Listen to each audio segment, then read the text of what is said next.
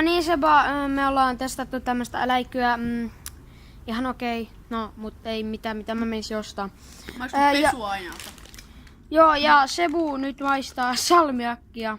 Fatseri salmiakki, niin nyt katsotaan olenko suomalainen. Hei, ei, älä ota sitä, Ota, Nyt katsotaan, ota jos, tämmönen. katsotaan, jos mä oon suomalainen vai ei. Mä tykkään kyllä salmiakista.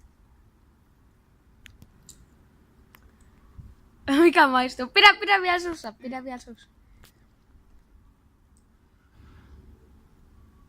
Ei maistu miltään, mutta mä... Licorice. Ahaa. Onko se joku amerikkalainen? Mm.